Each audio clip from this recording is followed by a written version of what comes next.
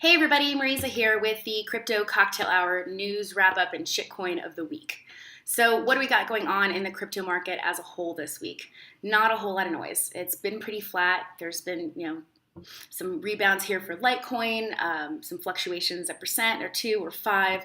Bitcoin's at 11, but no huge news as far as any of the top cryptocurrencies and altcoins really making any major jumps this week.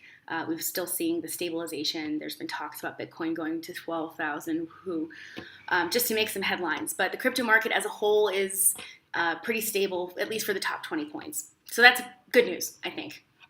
The headlines for this week. There's been so much going on from a technical perspective, a blockchain perspective. I had a very long short list of things to talk about. So I picked just a few headlines to talk about this week, not earth-shattering news, but things that I think are important for you guys to know. So the first one is Monero, one of the altcoins, a cryptocurrency that's known for its anonymous system of being able to purchase and keep.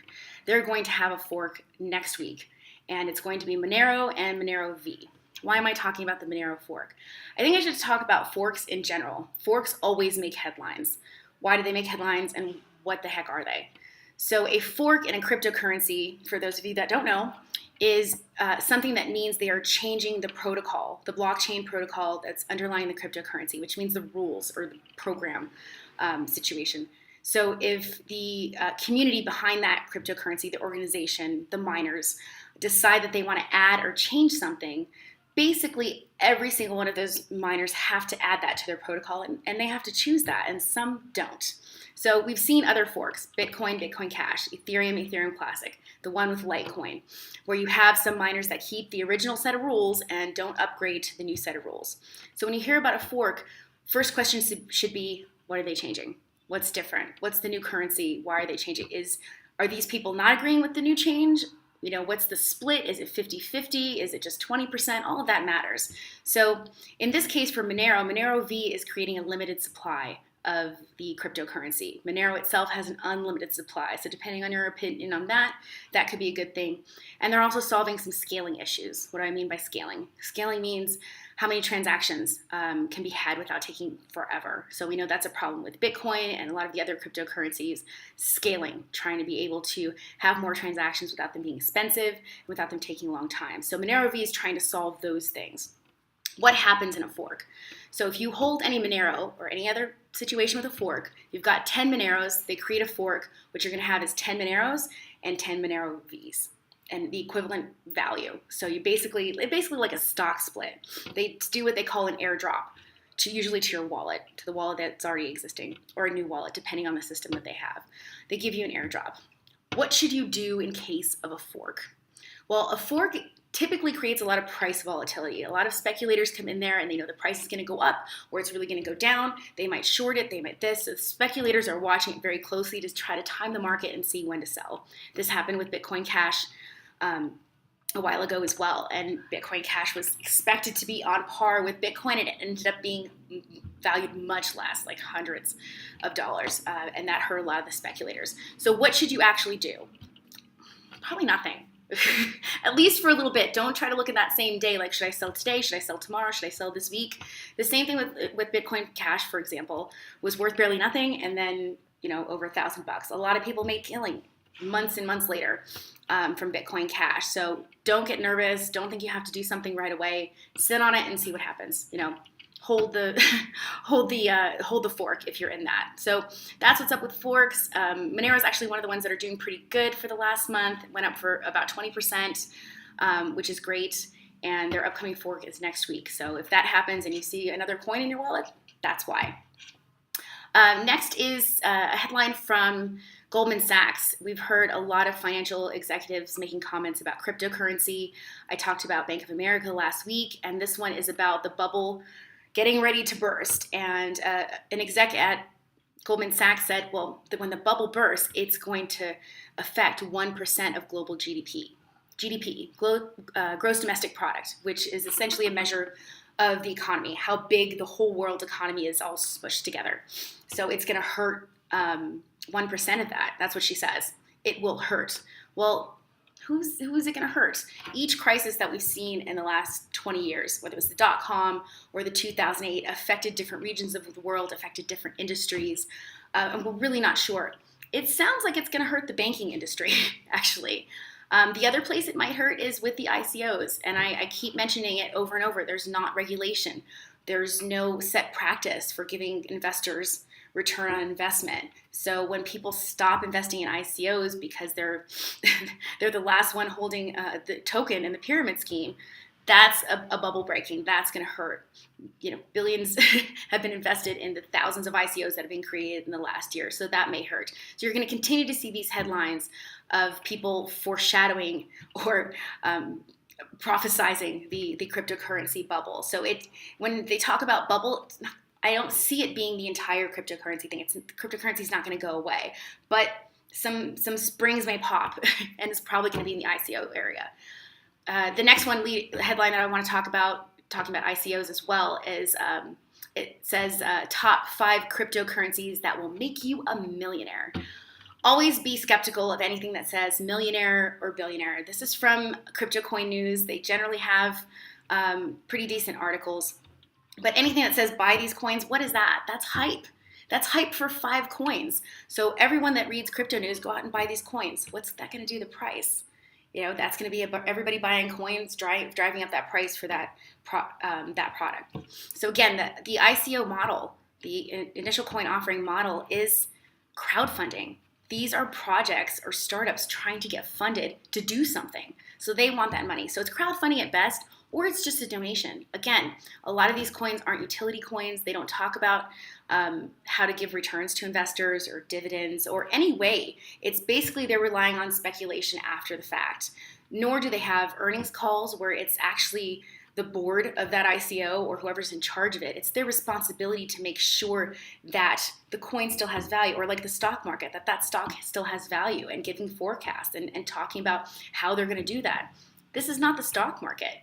They basically take your ether or your coins, and then most of them can just wash their hands of it. And we've seen a lot of that happening. So be careful when you see these tips about ICOs, but do take a look at this article, because there's a great project from Kodak in there that talks about copywriting for photographs. Another great project that's had a lot of hype and a lot of excitement is around Telegram, trying to link together all of the blockchains. That's a cool project. Look at those, but also look at, why do you want to give money to this project? How do you see yourself actually getting your return on investment as the ICO, initial coin offering model, as a funding mechanism and as an investment strategy hasn't matured yet. So we really don't know. Lastly, I want to just really quick mention the Bill Gates thing. I don't know if any of you saw that, but Bill Gates essentially was quoted as saying that cryptocurrency causes deaths. People are dying. How are they dying? Because people are buying drugs. They're buying drugs, cryptocurrency, that billions and billions of transactions per day is buying a lot of drugs. Are you buying drugs with it?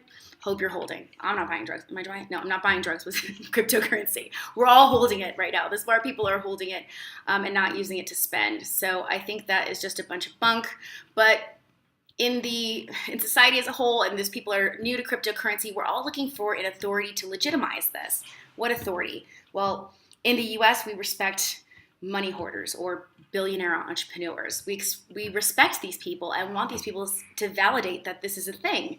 Or we're looking to the government. We're looking to the US government, to all these different governments that are saying yes, like Germany saying we might take Bitcoins for your tax obligations, or the same thing with Japan, they are. But then Australia's cracking down. So we keep looking for an authority to say that this is okay. And so all of these famous people and entrepreneurs and celebrities, I think even 50 Cent made headlines today about his views on cryptocurrency and whether or not he has them. Think about it for yourself. I really encourage people to think about cryptocurrency. What do you think about it? What do you think its practical applications? Is it just a get rich quick thing? Is it a fad? Learn about the blockchain, see the applications, and challenge people as to why this might stick around. Don't just grab the soundbite headline from, whoever, Warren Buffett, Bill Gates, anybody else that's a leader of the free world that might try to legitimize it. We are going to legitimize it as a society, deciding to use it between each other.